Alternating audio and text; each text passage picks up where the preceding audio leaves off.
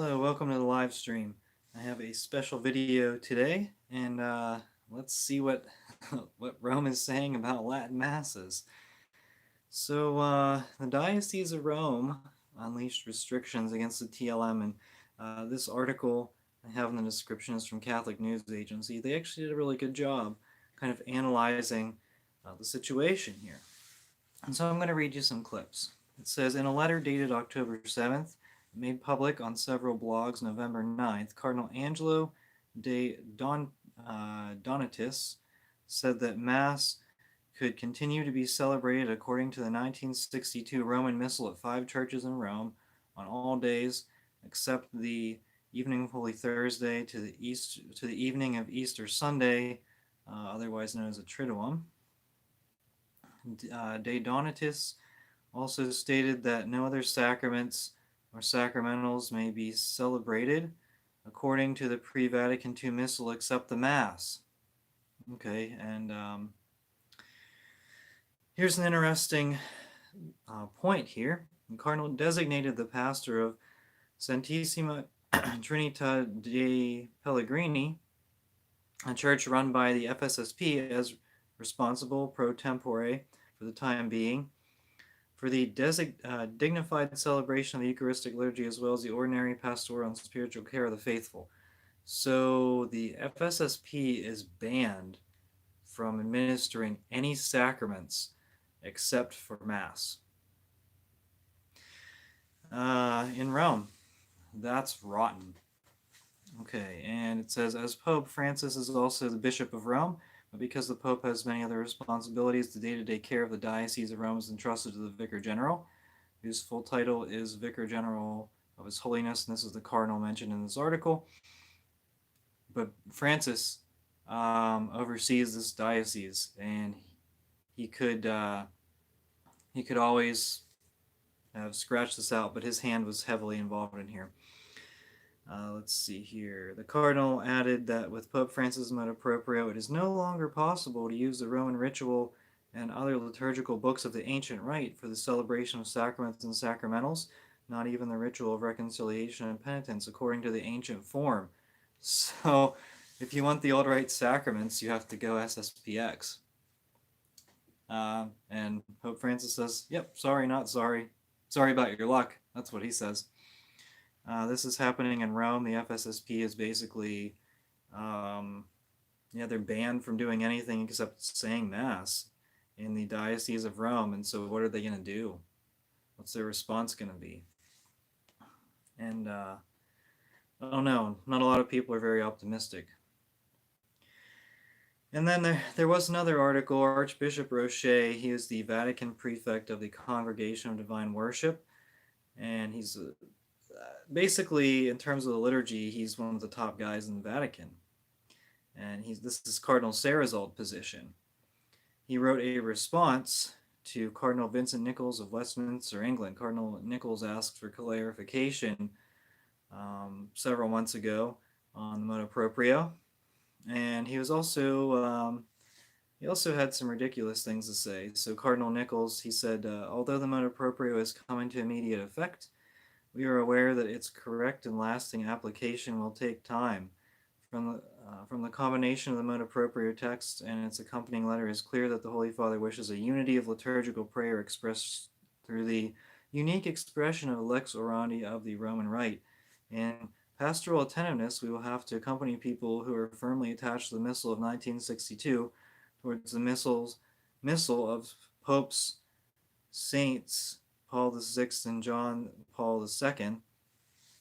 A difficulty we foresee in England and Wales is how to respond to the Latin Mass Society.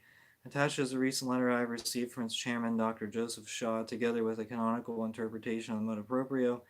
The LMS website and letterhead also prominently state its Raison d'être as is as an association of Catholic faithful dedicated to the promotion of the traditional Roman liturgy of the Catholic Church, teachings and practices integral to it in the musical tradition which serves it, and the Latin language in which it is celebrated.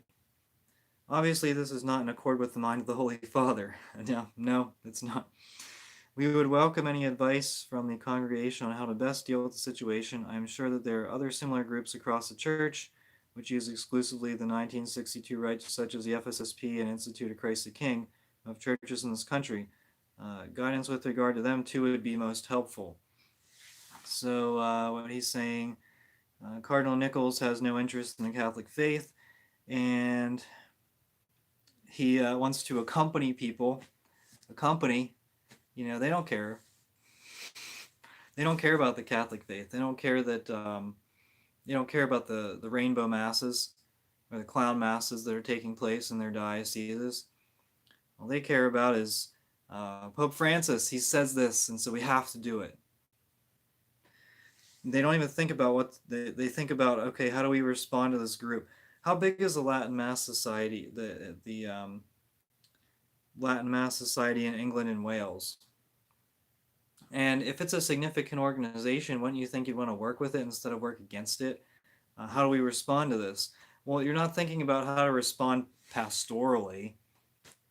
You're thinking about how to respond to them so that you can shut them down in a nice way. So this is particularly rotten. Archbishop Roche responded. This letter was leaked, and we can see exactly what the thought process of Rome is. I mean, we obviously knew that with the release of the motu proprio in the first place. We could see Pope Francis is very hostile towards the Latin Mass tradition. We knew that, though. He would constantly speak about rigidity. When he speaks about, you know, a man marrying a man, he speaks about accompaniment. But in terms of the Latin Mass, it's rigidity, rigidity. Oh, we have all these rigid seminarians. Well, guess what? I don't think no one supports the clown masses. No, and no one supports your anti-Catholic. No one supports Pope Francis' anti-Catholic stance, except those who are anti-Catholic. Okay, so Archbishop Roche, I'll read you some clips. It's a 3-page letter, and you can read the full thing yourself. He says, it is clear that the principal commentary on the new law governing the granting of use of antecedents liturgical texts by way of exceptional concession and not by way of promotion is the accompanying letter from Pope Francis to the bishops. It is also evident that these exceptional concessions should only be granted to those who accept the validity and legitimacy of the liturgical reform of the Second Vatican Council and the magisterium of the Supreme Pontiffs. All that is in the new law is oriented to the return and stabilization of the liturgy as decreed by the Second Vatican Council. Okay, so which Novus Ordo parishes use Gregorian chant? Which Novus Ordo parishes have a prominent place for Latin in the liturgy? And I don't think Archbishop Roche is concerned with the Second Vatican Council at all. I think he's more concerned with the spirit of the Second Vatican Council, which is modernism. He says, in liturgical, accept the validity and legitimacy of the Second Vatican Council. So, if the Second Vatican Council was magisterium, the magisterium of all of the Supreme Pontiffs. I mean, do you accept the magisterium of Pope St. Pius X, or the popes at the Council of Trent? Like, this is complete garbage and shows he has no interest at all in even expressing the history of the Catholic faith accurately. All right, further he says, it is clear to the congregation that the new law abrogates what was previously given by way of exceptional and limited concession. Pastoral prudence, however, may determine for a very limited time only, and with a view to increased ecclesial communion, a full implementation of the motu proprio, which would require careful monitoring and clear guidance towards that end. Traditionis Custodes speaks only of the use of the Missale Romanum of 1962 and Eucharistic celebrations. There has been a considerable misinterpretation of previous provisions with growing practices, developments, and promotion, which is which in no small part has encouraged a growth that was not foreseen or sanctioned by previous pontiffs.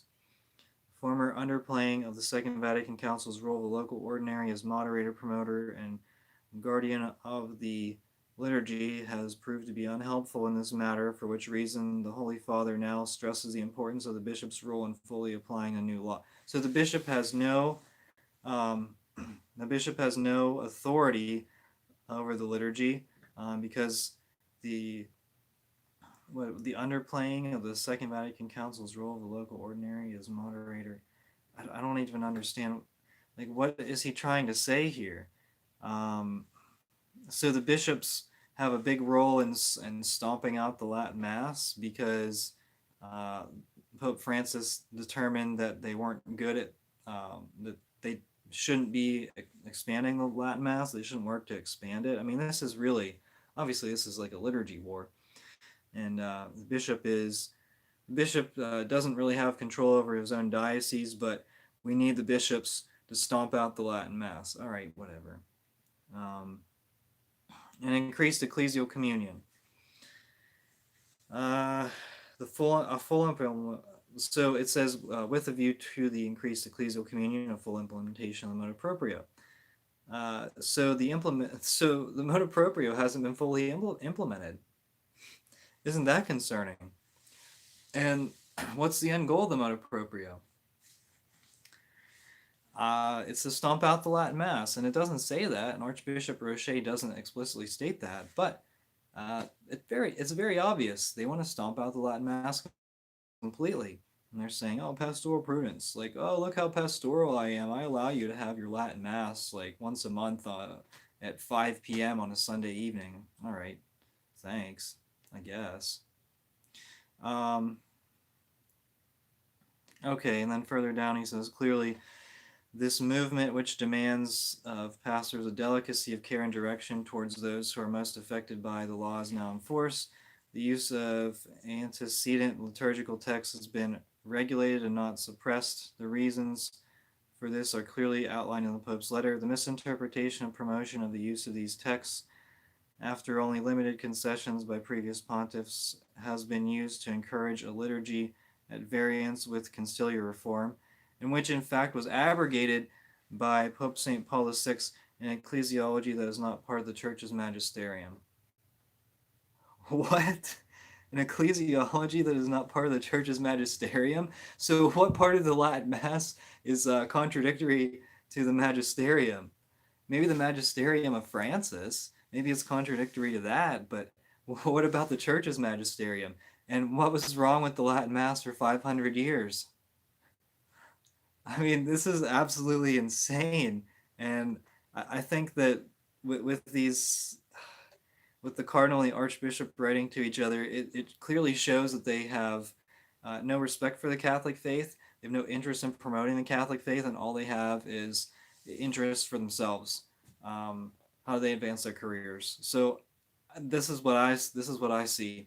I don't think now. Obviously, writing a letter to get clarification certainly can help, because the motu proprio was so quickly released and with no direction given. It was very haphazard and hostile.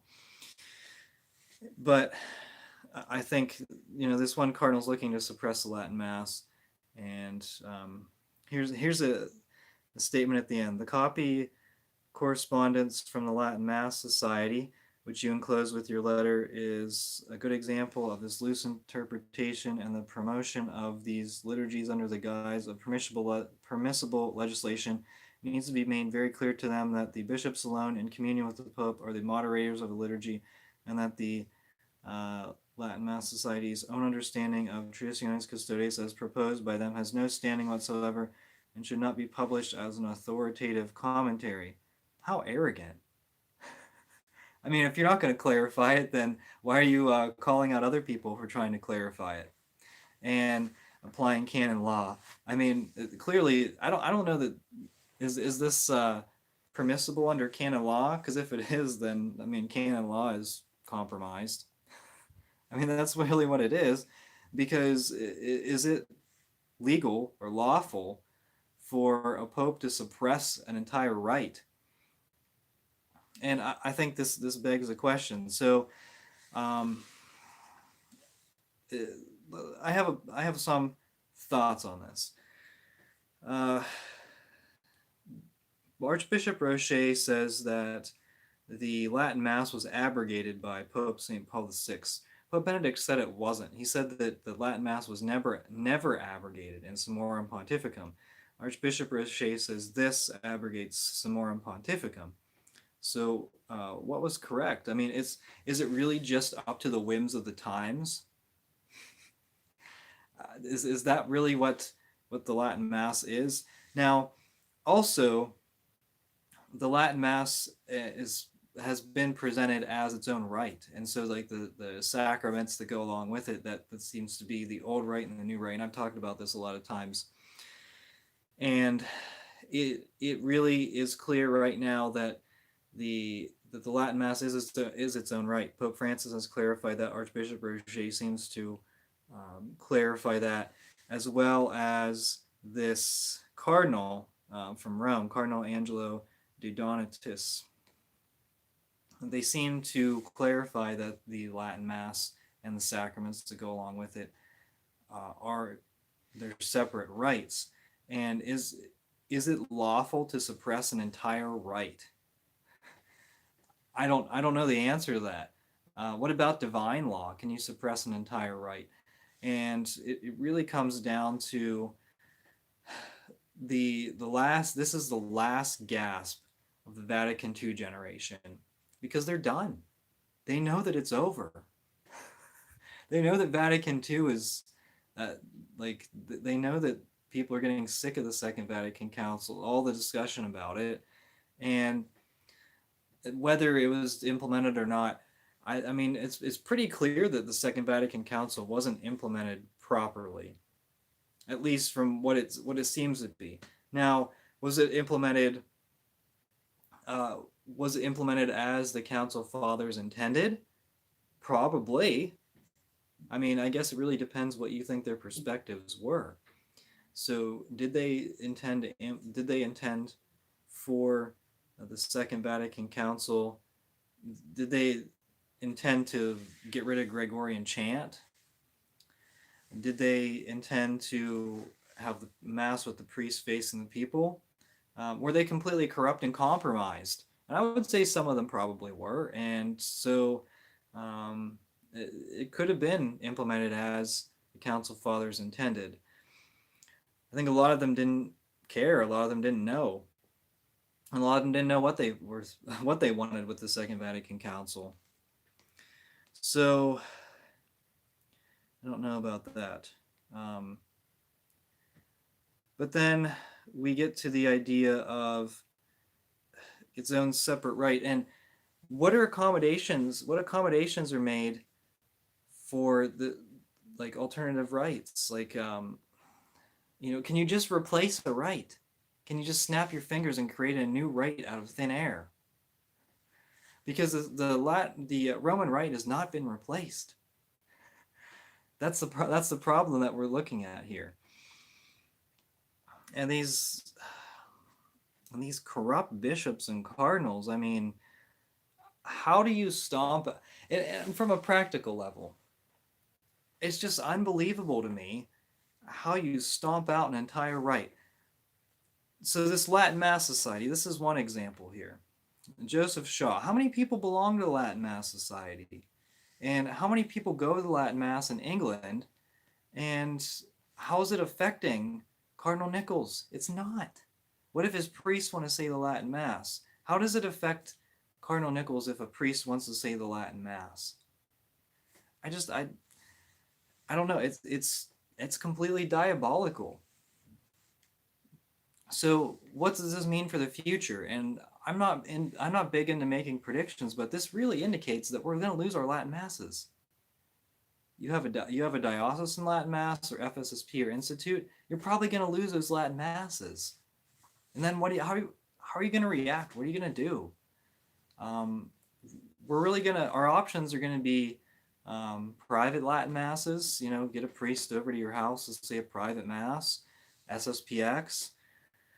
Um, and I guess if you want to go Eastern Rite, I mean, I do Eastern Rite. I'm fine with that. But a lot of people don't have that option in the first place, and then not every single Eastern Rite um, priest is completely traditional. You know, I mean, there's some modernists among the Byzantines and the other Eastern rites. So our options are really limited. It's going to be, it's going to be a challenge. Um, but like people with families, I mean, that's going to be the most difficult for them. And you really got to plan ahead. Our future looks really bad. And I'm not one to, make a lot of predictions or anything, but there's not a lot of optimism here in the future, at least the near future, because all of the bishops, all the cardinals are completely against us. And, you know, a year ago, 6 months ago, the Latin masses were growing, expanding like crazy. People were just, people were going there. And, and now Pope Francis just tries to lay this crackdown.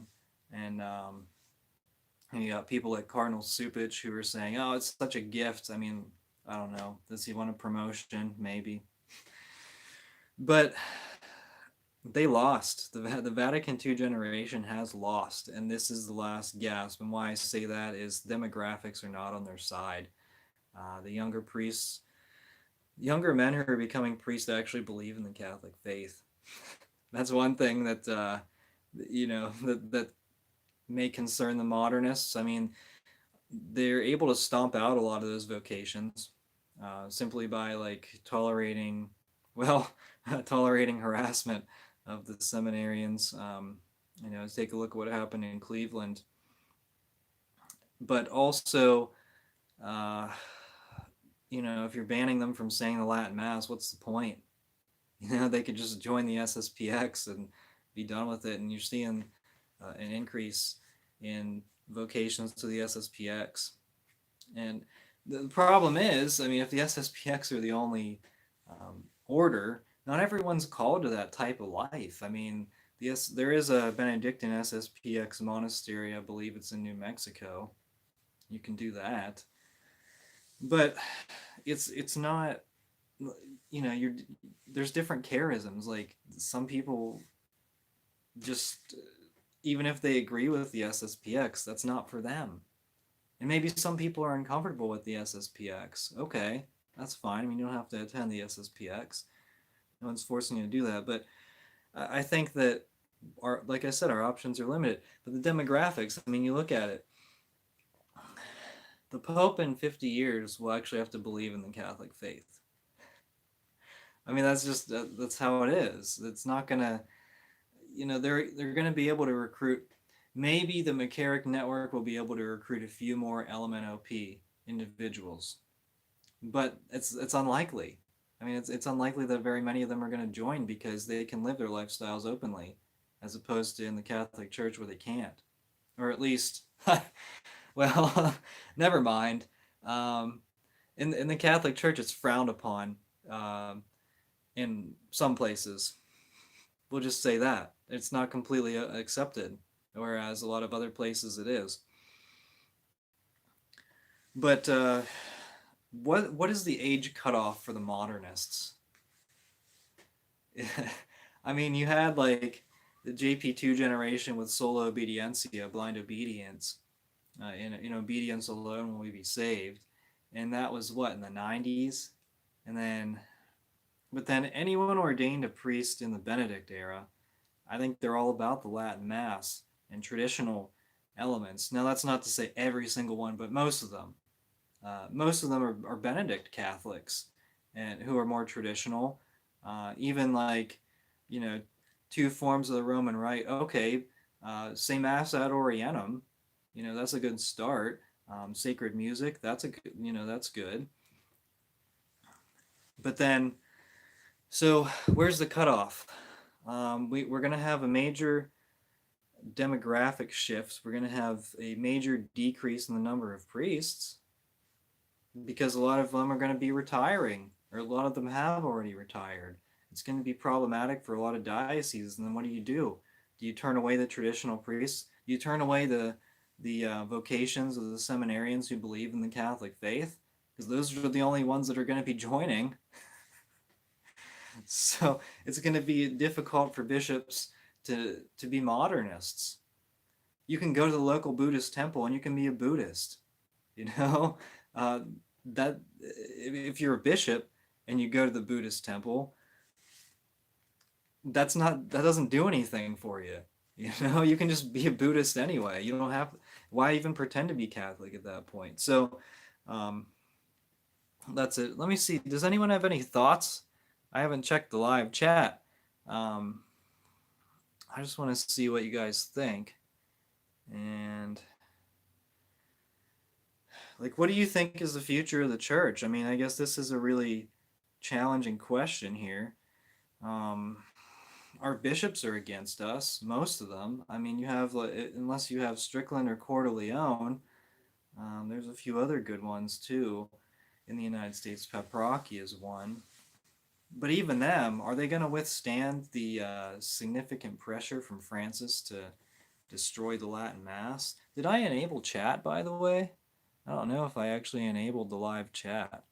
Um, but yeah, I see some people on this live stream, so let me know your thoughts if you're able to respond in the chat. And I know Supich released a letter. He released some kind of document saying Traditionis Custodes was a gift, and I heard a rumor that he would be cracking down on the Latin Mass. Maybe people are just speculating that. I don't know. And for me to report speculation, it's not worth my time to dive too much into speculation. This USCCB meeting coming up, I don't think anyone is even going to. I don't think anyone's going to give an effort as to what's going on in the Latin Mass. I think Bishop Strickland, I believe. Let me see here. I believe that Bishop Strickland talked about it for like a few minutes on one of his shows, and then it didn't. Nothing ever happened. He didn't even get to comment on it. I think that he was cut off actually with a power outage. Bishop Strickland has a weekly radio show on Virgin Most Powerful Radio with what's his name, Terry. I forget his last name, but that's interesting. Now Bishop Strickland and Terry, they come from a very Novus Ordo perspective, and so for me it's like, I don't know, but it's interesting to hear Bishop Strickland's thoughts. He's completely against the jab. That's good. At least we have one bishop on our side. Well, one American bishop on our side. Vigano is on our side as well. Schneider too, but they're international. At this point, we'll take all the help we can get. And for bishops, I mean, so here's one thought. Bishop Olmsted of Phoenix, he's a good bishop. He's going to be retiring within the next 2 years. And what's he going to do with his completely corrupt, if there's a completely corrupt bishop that's appointed to his diocese? So his auxiliary bishop Navarez seems to be pretty good. But if you get the guy from the south, I believe it's Bishop Weisenberger in Tucson, or if you get McElroy of Phoenix, that's going to be rotten, completely horrible for the priests there, for the lay people there, for either of those bishops, because they're all out LMNOP. And what happens when Bishop Olmsted retires? These retired bishops that believe in the Catholic faith just need to go SSPX. Help them out, there's already the one Bishop Huander from Chur, Switzerland. He's retired. He went SSPX, and what's the problem with that? There's no problem. So just do it. I don't know, but a lot of us, it's going to be tough. You got to get your game plan, and okay. So there's no one in the live chat. I don't know. What do you guys think?